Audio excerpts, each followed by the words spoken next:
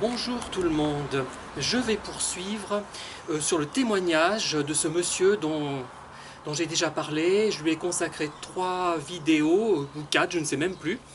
Et donc je pense qu'il va apprécier les remarques que vous faites, puisque il ne s'agit pas, même si il y a des vérités un petit peu intangibles, comment dire, qui sont solidifier des certitudes, on a des certitudes, mais le tout, c'est que chacun y trouve son compte, c'est-à-dire que chacun construise lui-même la décision qu'il doit prendre par rapport à une situation difficile, par exemple. Hein. Voilà.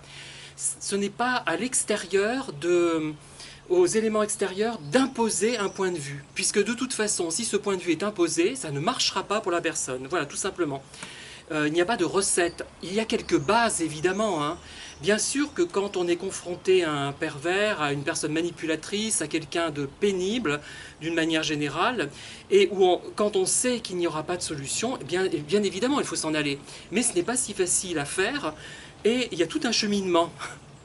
Et on ne peut pas se substituer aux autres, hein, c'est ça. Ça ne sert à rien, puisque chaque situation est légèrement différente. Et souvent, ce qui peut poser problème, c'est la présence d'enfants dans un couple, évidemment. Quand les gens sont mariés et ont des enfants, c'est beaucoup plus difficile. Hein. Voilà. Donc je vais poursuivre. Un jour, en 2017, nous sommes séparés matériellement depuis environ 6 mois. Je ne sais plus trop pourquoi, ma mémoire est parfois sélective quand il s'agit d'éviter les souvenirs douloureux.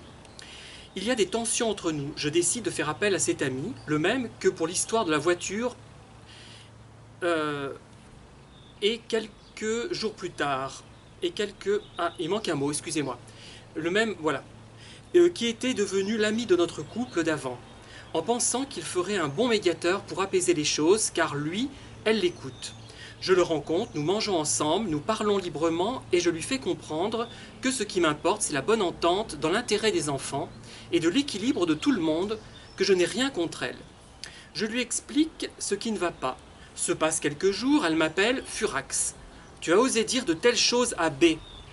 Tu sais que je ne supporte pas qu'on dise du mal de moi. Il m'a engueulé comme une gamine.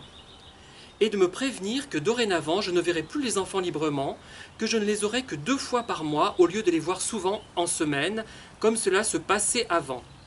J'ai été très choqué. Impossible d'en placer une, sa rage était terrible. Lui a su par ma bouche la réaction de son ami. Il était désemparé. Depuis, il a pris ses distances avec elle et avec moi. Et pendant 6 mois entiers, j'ai vécu l'enfer éloigné de mes enfants, de sorte que j'ai été obligé de faire appel au juge, car il n'y avait pas encore de décision de justice. Elle m'a reproché cette action par la suite. C'est le comble.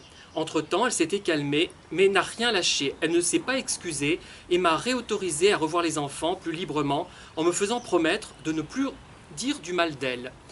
Alors, moi j'ai remarqué, quand on cherche à intervenir dans un couple, hein, il faut le faire de façon très très à droite, et souvent ça se retourne contre nous. C'est-à-dire qu'on se brouille parfois avec la personne qui était une amie ou un ami, et même avec le couple. Hein. C'est très difficile. Et là, finalement, ce monsieur a tenté une sorte de triangulation, pas à la manière des pervers, mais il a cherché une aide extérieure. Mais cette aide extérieure n'était pas, était trop impliquée, certainement à mon sens, c'était un ami. Il fallait peut-être plutôt l'aide d'un psychothérapeute, enfin d'un thérapeute, mais quelqu'un d'un peu plus neutre, dont c'est le métier peut-être. Ça n'aurait pas marché à mon avis, hein. Mais la situation aurait peut-être été moins envenimée. De toute façon, ça n'aurait pas marché, puisque si c'est une personne vraiment perverse, ça ne marchera pas. Il n'y a rien à faire, et elle sera trop contente de pouvoir justement récriminer. Hein. Et de prendre des mesures, pas seulement récriminer, de prendre des mesures un petit peu coercitives. Alors, depuis, j'ai compris que dire du mal, à ses yeux, c'est exposer des faits en lui parlant à elle ou à d'autres, les vérités de ses comportements. Les faits, elle aime ça. Pour elle, dire qu'on aime ne sert à rien et ne prouve rien, de même que câliner. Il faut juste le montrer. Bon, elle part de quelque chose de vrai. Hein. C'est vrai que c'est pas la quantité de câlins qui va démontrer qu'on aime quelqu'un. Mais elle utilise, je dirais, un argument qui est vrai de manière détournée. Effectivement, on va lui dire, ben oui, vous avez raison, ce n'est pas la quantité de caresses qui va prouver que vous aimez votre enfant ou une personne. Hein. Ça peut être tout à fait quelque chose qui peut compenser le fait qu'on se sent coupable, ça peut être sensuel simplement, etc. hein. Mais c'est aussi quelque chose d'important. Donc voilà, elle utilise... voilà, on a compris. Hein. C'est peut-être aussi pour cela qu'elle ne vient jamais embrasser ses enfants pour leur dire bonne nuit quand elle va se coucher avant eux, ni pour leur dire bonjour le matin quand elle se lève après eux. Ces bisous n'en sont pas, mais sont des bises du bout des lèvres, dans le vide, joue contre joue. Alors là, ça rappelle étrangement les bises qu'on nous inflige hein, dans notre société actuelle un peu débile. On est censé faire la bise à tout le monde, même des gens qu'on ne connaît pas, sous prétexte que ce sont des femmes. Alors quand c'est des hommes, je vous ai déjà raconté ça 1000 fois, il faut surtout pas, des fois qu'on croirait qu'on est pédé, hein, oh là là. Enfin bon, on va pas épiloguer là-dessus. Effectivement, cette personne paraît au moins, pour le moins un petit peu coincée sur le plan des manifestations affectives. Hein. On peut penser que c'est ça, ou alors qu'il n'y a rien, effectivement. Hein. Les deux existent. Il y a des gens qui sont très, très, finalement, qui aiment beaucoup leurs enfants, mais qui ne vont pas le manifester de manière concrète, par pudeur, ou alors que ce n'est pas dans leur éducation, tout simplement. Hein. Mes colères révoltées à ces excès et ces humiliations ont parfois été assez violentes, au point parfois d'en claquer les portes, de m'en taper la tête contre les murs, de donner des baffes pour éviter de lui en donner à elle. Je ne me reconnaissais plus. Elle me rendait fou. Ces accès de révolte où j'exprimais mon ras-le-bol d'être traité comme une sous-merde n'ont jamais été entendus par elle à leur valeur juste, bien au contraire. Est-ce bien surprenant? Voilà, tout ce que j'ai à dire. Hein.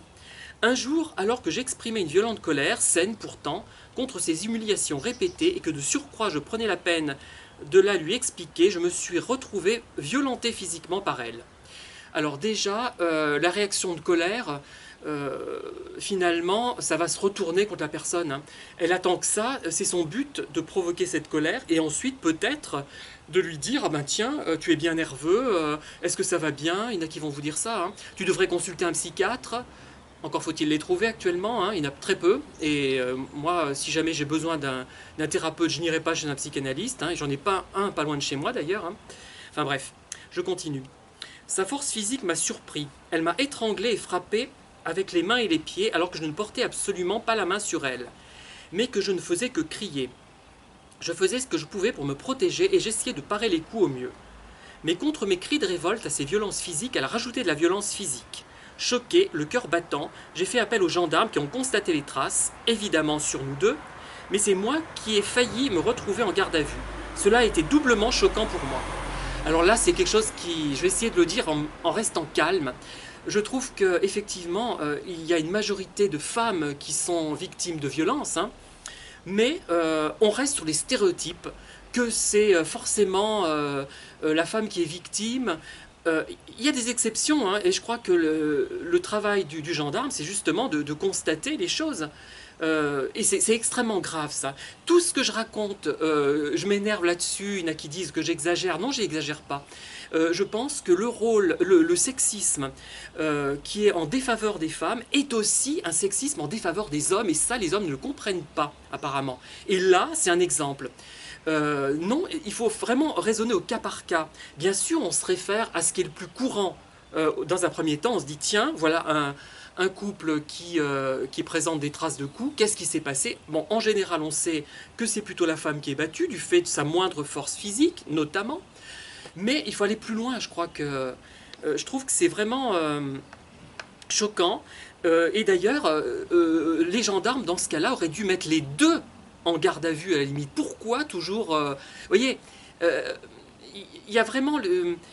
On meurt du sexisme, on en crève, et moi quand je raconte des choses à ce sujet, on ricane, non, non c'est très très important, et je ferai beaucoup de vidéos là-dessus encore, hein, quand j'aurai vraiment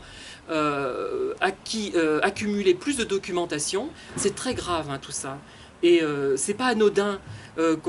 L'histoire des poignées de main, des bises, etc. Ce n'est pas anodin. Ce n'est pas anodin qu'on laisse passer une femme avant nous ou après quand elle monte un escalier, etc.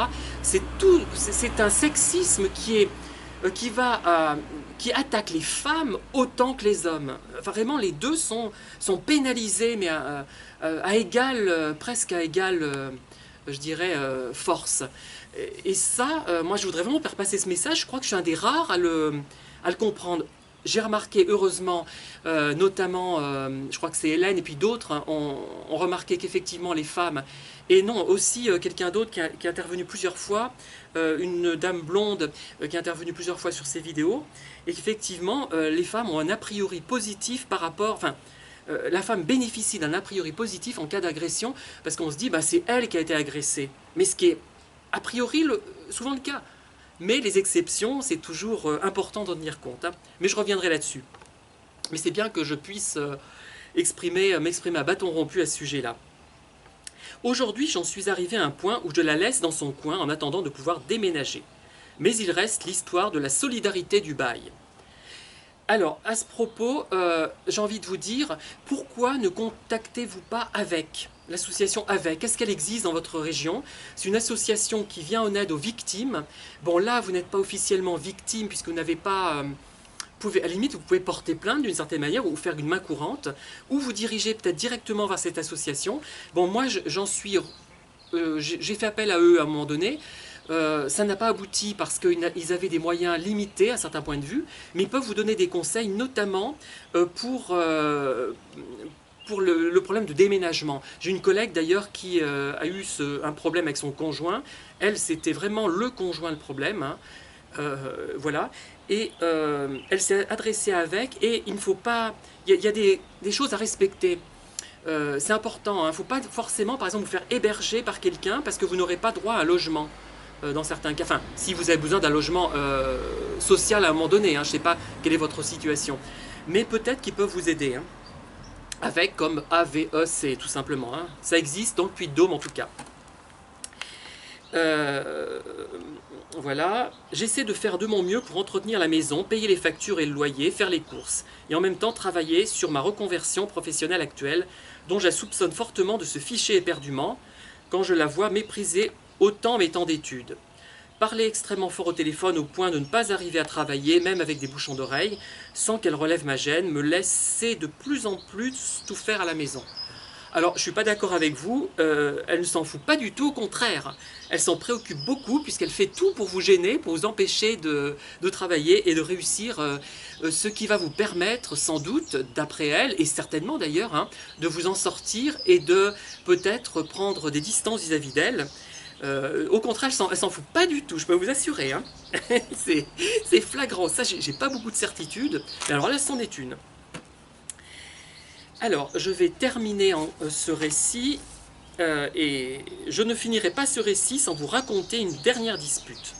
Elle reçoit des invités à elle. Son linge ayant traîné 3 jours dans le lave-linge, je me permets de l'enlever de la machine et de le poser, et ce pour faire mon linge et celui des enfants, qu'elle ne fait absolument jamais.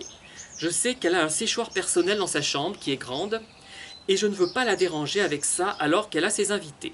Le surlendemain, je me fais engueuler comme du poisson pourri parce que j'ai mis son linge en boule. Elle parle, vocifère. Un jour, quand je lui ai dit qu'elle ne me parle pas, mais qu'elle aboie, elle m'a répondu qu'en disant cela, c'est comme si je la traitais de chienne. Bah oui, un peu, mais bon, c'est la réalité parfois, hein. Quoique parfois il y a des chats, hein, qui sont pas très sympathiques. Il y en a un qu'on nourrit, je l'ai appelé Grinchu, en référence à la famille Grinchu, hein, de la Bibliothèque Rose du 19e siècle, début 20e je crois. Parce que dès qu'on lui donne à manger et si on le caresse en même temps, il grogne, hein. Et dès qu'il a fini, il s'en va. Hop. Alors, enfin bon, c'est une parenthèse, hein. Et me tourne le dos sans me laisser parler. J'essaie de lui expliquer, mais elle se montre très violente, de plusieurs gestes du bras, en criant qu'elle s'en fout de ce que j'ai à dire, que le fait que j'ai posé le linge ainsi est déjà bien significatif comme ça. Ouais, significatif de quoi, on sait pas trop, mais bon. Elle m'énerve tellement que je l'envoie balader, juste en réponse à son mépris. Va te faire foutre, connasse. Pardon, c'est sorti tout seul. Après coup, elle est rentrée dans une rage folle. Elle m'a ressorti des dossiers de plusieurs années, me promet de faire écouter mes colères au juge qu'elle a soi-disant enregistré, me menace de me séparer officiellement de mes enfants en m'affirmant qu'ils ont peur de moi, que des inepties comme ça, et de rajouter qu'elle fait exprès de me mettre dans la merde avec les loyers, là encore en évoquant un motif futile. Alors, j'ai vu un commentaire qui disait que cette personne était plus caractérielle que perverse. Alors, je pense que, je ne sais pas, hein, il n'y a pas l'aspect, quoique j'ai encore un mail de ce monsieur à analyser, J'ai pas l'aspect extérieur à la relation d'avec son ex-épouse, enfin ex-compagne, mais moi je fais l'hypothèse qu'elle est très très gentille avec les gens de l'extérieur, hein. Enfin très très gentille, normale disons, qu'elle ne crie pas quand elle est en extérieur, quand elle est en dehors de la relation de couple, hein. Voyez, bon, moi, je pense qu'il y a deux visages très, très nets. La vie privée avec la personne que l'on harcèle et le reste du temps avec les gens que l'on côtoie indépendamment. Dernièrement, j'égare mon smartphone. Je le cherche partout chez moi et ailleurs, dans les endroits extérieurs où j'ai pu le passer, même si je suis absolument certain de ne pas être sorti après sa dernière utilisation. Il a mystérieusement disparu depuis plus d'une semaine. C'est la première fois que ça m'arrive, car je suis soigneux de mes affaires et organisé. Je lui en parle d'un air détaché. Elle me répond et fait mine de chercher avec moi. Elle me prête un portable de dépannage.